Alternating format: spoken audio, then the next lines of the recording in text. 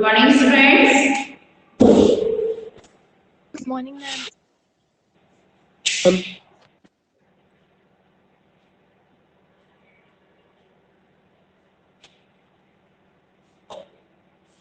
Good morning, ma'am. Volume साफ है बेटा? Yes, ma'am. ओके, चलिए अपने लोग अब आज मैं जो आपको पढ़ा रही थी उसी के आगे से मैं स्टार्ट कर रही हूँ आपका चैप्टर।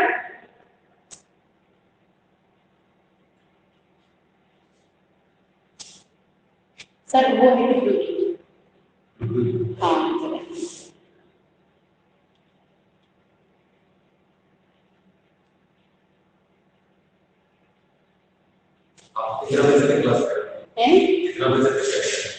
देख रही हूँ सर, बस अभी वही अच्छा अच्छा अच्छा, उस वाली कैसे करोगे? नहीं ले जाना अभी आपको, मैं तो बस 10 मिनट देख लूँगा।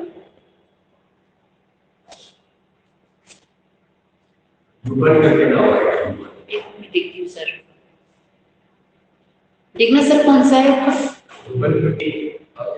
ये रहा, ये ना।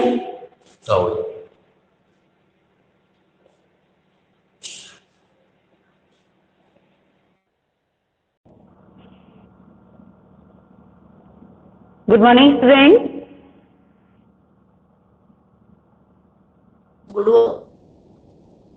Good morning.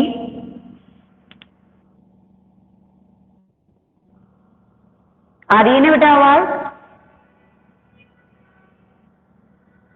Ma'am Yes, ma'am. Yes, तो मैं स्टार्ट कर रही हूँ आपका कि अगर कोई प्रॉब्लम हो आवाज में तो मुझे बताइएगा। वैसे आवाज क्लियर आ रही होगी आपको। भारतीय जीवन के मैं आपको बता रही थी उस दिन कि पाखंड, भ्रष्टाचार, अंतविरोध, बेईमानी आदि पर लिखे उनके व्यंग लेखों में शोषण के विरुद्ध साहित्य की भूमिका का निर्वाह किया गया है। उनका व्यंग लेखन परिवर्तन की चेतना पैदा करता है। कोरे हास्य से अलग यह व्यंग आदर्श के पक्ष में अपनी उपस्थिति दर्ज कराता है। केवल आप ये समझो कि इसके अंदर केवल व्यंग ही दिया गया है, तो केवल व्यंग ही नहीं है, बाकी जीवन के अंदर किस तरह से आदर्श हमारे जीवन के अंदर छुपे हुए हैं, उन आदर्शों की जो व्याख्या है वो ये चैप्टर प्रस्तुत करता है। तो दर्ज कराता है सामाजिक और धार्मिक पाखंड पर लिखे उनके व्यंग्यों ने व्यंग साहित्य में मानकों का निर्माण किया है। परसाई जी बोलचाल की सामान्य भाषा का प्रयोग करते हैं, किंतु संरचना के अनूठेपन के कारण उनकी भाषा की मारक क्षमता बहुत बढ़ जाती है। अब क्या होता है कि इसमें किस प्रकार से मैंने आपको परसों भी बताया था कि किस तरह से जूतों के ऊपर व्याख्यान किया गया है। रियलिटी ये है कि कोई फटे जूते नहीं है, बल्कि इंसान की हालत का यहाँ पर व्याख्या करी गई है। किस तरह से लोग दूसरे से मांगी तांगी चीजों को लेकर के और समाज के अंदर मुखौटा अपना दिखाते रहते हैं और वास्तविकता को छुपाते रहते हैं। मेन चीज इसके अंदर यही दिखाई गई है। तो देखिए अपने चैप्टर पे आ जाइए आप। प्रेमचंद्र का एक चित्र मेरे सामने है। लेखक कह रहे हैं पत्नी के साथ फोटो खिंचा रहे हैं।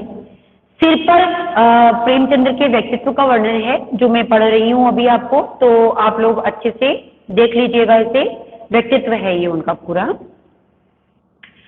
कि पत्नी के साथ फोटो खिंचा रहे हैं। सिर पर किसी मोटे कपड़े की टोपी है, कुर्ता पहने हुए हैं, धोती पहने हैं, नीचे धोती पहन रखी है उन्होंने, और कनपटी चिपकी हुई है। ये कनपटियां होती हैं, ये थोड़ी उभरी हुई नहीं है, चिपकी हुई है कनपटियां, दोनों चिपकी हैं। गालों की हड्डियां उभर आई हैं। गालों की जो हड्डियां हैं वो क्या है? उभर आई हैं। गालों की हड्डियां उभर आई हैं, पर घनी मूछें चेहरे को भरा भरा बतलाती हैं। घनी मूछें जो हैं वो चेहरे को मतलब ऐसा बता रही है कि जैसे बहुत चेहरा भरा हुआ है। देखिए होता क्या है कि इंसान के जो हालात होते हैं वह उसके चेहरे पर नजर आ जाते हैं, बखूबी नजर आ जाते हैं। हम जब किसी को देखते हैं तो देखने के बाद में हमें ये पता लग जाता है कि ये इंसान, इसकी हालात बहुत डाउन है या ये बहुत अच्छे परिवार से है या इसके हालात बहुत सुधरे हुए हैं। तो वही चीज यहाँ बताई गई है कि उनकी जो वेशभूषा है वो इस तरह की है कि यानी जो कनपटियां हैं वो थोड़ी चिपकी सी नजर आ रही हैं, चेहरे की जो हड्डियां हैं वो थोड़ी दबी हुई हैं, लेकिन मूंछों के कारण वो उभरा उभरा सा नजर आ रहा है, मूंछें जो हैं उसके कारण। तो देखिए आगे चलते हैं अपन। पांवों में कैनवस के जूते हैं। आप लोगों को आवाज आ रही है ना मेरी? जवाब दें। Yes ma'am. हाँ, तो पावों में कैनवस के जूते हैं। अब देखिए कैनवस क्या होता है। ये एक बहुत मोटा कपड़ा होता है, आपने देखा होगा, जिससे त्रिपाल बनता है। त्रिपाल जो मतलब शादी वगैरह फंक्शन के अंदर अपन ऊपर जो बनवाते हैं ना, वो त्रिपाल होता है। कैनवस एक बहुत मोटा कपड़ा होता है जिससे जूते तैयार करते हैं। और आपने देखा होगा कि पीटी शूज जो मतलब बच्चे जो पहनते हैं ब्लैक कलर के, वो भी मतलब उस कैनवस के कपड़े के ही होते हैं। तो इस तरह का एक मोटा कपड़ा होता है। तो उन्होंने जो जूते पहन रखे हैं वो कैनवस के कपड़े के जूते पहन रखे हैं, जिसके बंद होते हैं, जिन्हें आप लेस बोलते हो, उनको बंद बोला जाता है। जिसके बंद बेतरतीब बंधे हैं, यानी बेढंगे तरीके से। कैसे बंधे हुए हैं? बेढंगे तरीके से। अपन कभी कभी क्या होता है कि एक आधी गांठ लगाई और आधा नीचे लटक रहा है, इस तरह से अपन चल जाते हैं। तो वो कैसे बंधे हुए हैं? बिल्कुल बेढंगे तरीके से बंधे हुए हैं। लापरवाही से उपयोग करने पर बंद के सिरों पर की लोहे की पतरी निकल जाती है। क्या होता है कि लापरवाही से जो उन्होंने बांधे हैं उनको, उनसे लोहे की पतरी, आपने देखा होगा शू के अंदर जो लेस होती है, उस लेस के जो आखिरी छोर जो होता है उस पर एक लोहे की इतनी छोटी सी पतली सी एक वो लगी होती है। अगर वो निकल जाती है पतरी, तो उससे उसके जो धागे हैं वो ऐसे फैल जाते हैं, और धागों के फैलने के कारण वह अपन को जो होल में जो अपन डालते हैं ना शू के में, वो डालने में बहुत प्रॉब्लम आती है। तो वही चीज है कि और जब ज्यादा पुराने पड़ जाते हैं जूते तो फिर उनकी भी वो निकल ही जाती है, खराब हो जाते हैं वो। तो यहाँ बताया है कि जिनकी लोहे की पतरी निकल जाती है, यानी कहने का मतलब है निकल ही गई है वो, और वो जो धागे हैं वो फैल गए हैं लेस के। और छेदों में बंद डालने से परेशानी होती है। छेद जो हैं उनमें बंद डालने से यानी रिविंग डालने से बहुत ज्यादा परेशानी होती है। तब बंद कैसे भी कस लिए जाते हैं। फिर प्रेमचंद्र क्या करते हैं कि जैसे शूज की जो लेस है उन्हें बांधने में प्रॉब्लम हो रही है, तो वे कैसे भी उल्टे सीधे इधर उधर करके और उनको बांध लेते हैं। मतलब बांधना है, बस बांध लेते हैं उनको, तो कस लिए जाते हैं। दाहिने पांव का जूता ठीक है। दाया और बाया, हिंदी में दाया बाया राइट लेफ्ट नहीं बोलते आपके, दाया बाया बोलते हैं। बाया उल्टा होता है और दाहिना सीधा होता है। नहीं पता हो तो लिख लीजिएगा कि दाहिने पांव का जूता ठीक है और बाएं पैर का फट गया है। दाया मैंने क्या बताया अभी आप लोगों को, बोलिए। सीधे पाँव। यस, जवाब दीजिए। सीधे पाँव का। सीधे पाँव का। तेज आवाज में बोलिए। सीधा पाँव का। सीधे पाँव का। सीधे बायां उल्टा और दायां सीधा। तो सीधे पैर का जो जूता है उनके का वो ठीक है, और उल्टे पैर का जो जूता है वो फट गया है। मगर बाएं पैर में बड़ा छेद हो गया है। बाएं पैर के जूते में क्या हो गया? बहुत बड़ा सारा एक होल, छेद हो गया है, जिसमें से अंगुली बाहर निकल आई है। क्या हो गया? छेद तो हुआ ही है, लेकिन अंगुली भी क्या हो रही है? वो बाहर दिख रही है, बिल्कुल बाहर नजर आ रही है, बाहर निकल आई है। मेरी दृष्टि इस जूते पर अटक गई है। लेखक कह रहा है, कौन है हमारे लेखक? हरिशंकर परसाई जी। परसाई जी कह रहे हैं कि वो एक लेखक है, प्रेमचंद्र एक बहुत अच्छे, और वो इस तरह से जो यहाँ पर आए हैं भरे समाज के अंदर, तो वो कह रहे हैं कि मैं कुछ और चीज को तो देख नहीं रहा, ना उनको मुंह को देख रहा, ना कपड़ों को देख रहा, सिर्फ मेरी निगाह जो है कि वो फोटो खिंचवाने के लिए जो आए हैं उनके जूते पर है कि देखो उन्होंने किस तरह के जूते पहन रखे हैं। तो मेरी जो नजर है वो उनके जूते पर उस उंगली के बाहर निकल आई है, उस पर मेरी दृष्टि अटक गई है। सोचता हूँ परिस्थिति कह रही खिंचाने की अगर यह पोशाक है, वो कह रहे हैं कि फोटो खिंचवाने की यह पोशाक है तो पहनने की कैसी होगी। यानी कहने का मतलब है पूरी मीडिया खड़ी हुई है, इतने बहुत सारे लोग खड़े हुए हैं और उन लोगों के साथ में समाज के लोग हैं, मीडिया के लोग हैं, जानने वाले हैं, पहचानने वाले हैं, अनेकों प्रकार के लोग खड़े हुए हैं। जब उन लोगों के सामने यानी पूरे देश के सामने, पूरे लोगों के सामने जब बंदा इस तरीके से आया है तो जब अकेले होगा। बात यहाँ पर मेन चीज इस चीज के लिए बोली गई है। तो वो कह रही है कि जब फोटो की ये पोशाक है तो अकेले में तो ये क्या पोशाक पहनता होगा, तो अलग अलग पहनने की कैसी होगी। नहीं, इस आदमी की अलग अलग पोशाकें नहीं होंगी। अब परसाई जी कह रहे हैं कि नहीं नहीं, ये पोशाकें पहनते ही नहीं होगा अलग अलग, ये यहाँ पर आ गया तो ये घर में भी ऐसे ही रहता होगा, इसी तरीके से रहता होगा। इसमें पोशाकें पहनने बदलने का कोई गुण नहीं है। इसमें पोशाकें यानी वस्त्र पहनने का किसी भी प्रकार का गुण नहीं है। ये जैसा होता है, जिस वेश में होता है, जिस तरीके का होता है, जैसा घर में बैठा होता है, वैसा मीडिया के सामने आ जाता है। इस इंसान में कोई गुण ही नहीं है कि कहाँ पर, किस जगह पर हमें किस तरह के वस्त्र किस तरह से पहनने चाहिए। ये आपस में वो सोच रहे हैं। यह जैसा है वैसा ही फोटो में खिंच जाता है। ये जैसा है वैसा ही फोटो में खिंच जाता है, यानी जिस तरीके का है उसी तरीके का इसका फोटो दुनिया के सामने, समाज के सामने, इस मीडिया के सामने आ जाता है। अब देखिए आगे, मैं चेहरे की तरफ देखता हूं, लेखक कह रहे हैं मैं चेहरे की तरफ देखता हूं, क्या तुम्हें मालूम है मेरे साहित्यिक पुरखे कि तुम्हारा जूता फट गया है। देखिए एक उन्हें उपमा दी है।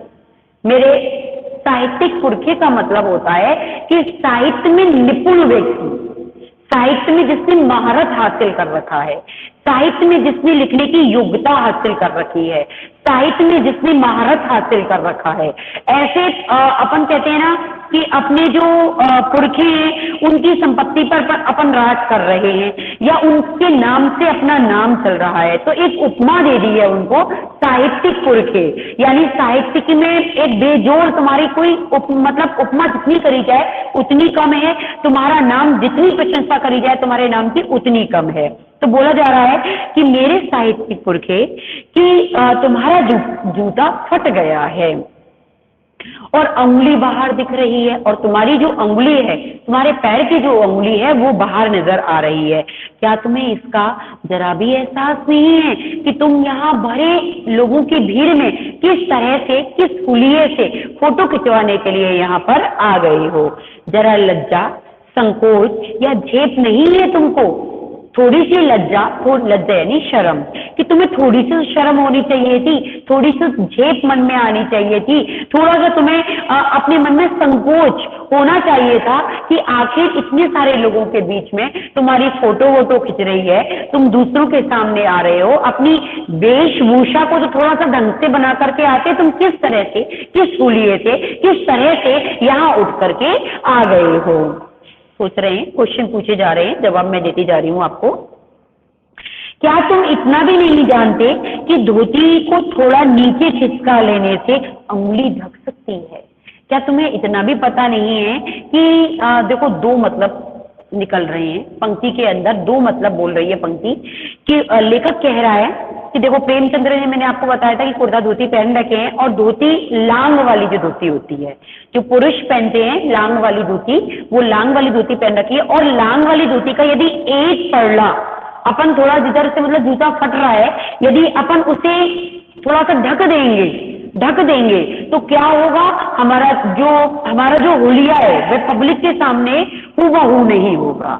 सबसे बड़ी बात यह है। और दूसरी चीज मैं आपको ये बताती हूँ कि एक तरफ ये भी मतलब है कि बहुत सारे लोग जो ऐसे होते हैं, देखिए हमारी स्थिति कैसी भी है, हम कैसे भी हैं, हमारी स्थिति, लेखक का जो मतलब है वो वो किस ओर इंगित कर रहा है, वो मतलब ये है कि इंसान जब कहीं जाता है, जब इंसान किसी के सामने प्रस्तुत होता है। जब इंसान को किसी समारोह में, किसी उत्सव में, मतलब किसी मंच पर मतलब कोई भी चीज अभिनीत करने के लिए जाना होता है, तो उस समय वह अपना किसी से मांगी तांगी वस्तु लेकर के पहन लेता है और अपना हुलिया बखूबी अच्छा दिखा देता है। लेखक का मतलब ये है। और यदि नहीं है तो कहते हैं कि वो जो गुदरी, जो वस्त्र आपने पहन रखे हैं, उनको सिला करके या ऊपर से कोई थोड़ा सा ढंका सा पहन लो, अंदर फटे हुए नजर, तो वो चीज वो ये कहना चाह रहा है कि स्थिति जो होती है वो सामने नहीं दिखाई जाती है। स्थिति मनुष्य की जो होती है वे दूसरों के आगे बखान नहीं की जाती है। यदि आपकी स्थिति खराब है तो आप उस स्थिति को, उसका भरम बना के रखो, अपने पास में बनाकर रखो। यहाँ जूतों का मतलब नहीं है, यहाँ आपकी स्थिति, आपके हालात का भरम है कि यदि आपको कहीं किसी के सामने जाना पड़ रहा है तो उस समय आप अपनी स्थिति को, आप अपनी गरीबी को, आप अपनी मतलब जो आपकी एक परेशानियां हैं, उन परेशानियों को दूसरे के सामने उनका स्पष्टीकरण मत दो। उन्हें अपने अंदर, अपने पेट के अंदर, अपने हृदय के अंदर उस भरम को बना के रखो जिससे आपकी हालात सामने नजर ना आए। लेखक का कहने का मतलब ये है। तो वही वह इस जूते के माध्यम से कह रहा है। तो नीचे अंगुली ढक सकती थी, मगर फिर भी तुम्हारे चेहरे पर बड़ी बेपरवाही और बड़ा विश्वास नजर आ रहा है। लेखक कह रहे हैं कि अब देखिए वो क्या बताना चाह रहे हैं कि मैं आपको दूसरे रूप में भी बताऊंगी। एक तो हालात ऐसे, धोती आपकी नीचे नहीं करी, धो आ रही है, जूते फटे हुए नजर आ रहे हैं, कंडीशन हुलिया ऐसा नजर आ रहा है आपका, और उस यानी उसके बाद इतनी मतलब किसी प्रकार की कोई चेहरे पर नजर ही नहीं आ रही, किसी प्रकार का असंतोष चेहरे पर नजर ही। वो कह रहे हैं कि ऐसे हालात होने पर भी, ऐसे हालात, ऐसी स्थिति, इतनी मजबूरी, ऐसी कंडीशन होने के बावजूद भी इतना विश्वास, इतना आत्मविश्वास, इतना सब्र, इतना संतोष आखिर आता कहां से है? कहां से लाते हो ऐसा संतोष? वरना इंसान दूसरे के सामने जब प्रस्तुत होता है तो यदि कंडीशन ऐसी होती है तो वह बौखला जाता है, घबरा जाता है कि मेरी हालत किसी के सामने नजर ना आ जाए और इंसान को मेरी कंडीशन पता नहीं चल जाए। तो तुम्हारे चेहरे पर इतना विश्वास, इतना संतोष, इतनी सब्र कैसे नजर आ रहा है? मेरी ये समझ में नहीं आ रहा है। लेकिन मनी मन सोच रहा है। फोटोग्राफर ने जब रेडी प्लीज कहा होगा तब परंपरा के अनुसार तुमने मुस्कान लाने की कोशिश की होगी। वो कह रहे हैं कि जब फोटोग्राफर ने तुमसे परंपरा के अनुसार, आप जाओ जरा फोटो खिंचवाने के लिए जाओ, आप फोटो खिंचवाने के लिए जब भी जाओगे तब वो फोटोग्राफर आपके सामने कहेगा रेडी प्लीज, स्माइल प्लीज, ऐसे करके आपसे बोलता है, तुरंत आप हंस देते हो। आजकल तो खैर सेल्फी के जमाना आ गया तो अपन कहाँ इतना बुलाते, लेकिन हाँ शादी वगैरह के उसमें तो आता ही है फोटोग्राफर, तो अपन मुस्कुरा के ही फोटो खिंचवाते हैं जब वो बोलता है। तो वही चीज वो बता रहा है, रेडी प्लीज कहा होगा तब परंपरा के अनुसार तुमने मुस्कान लाने की कोशिश की होगी।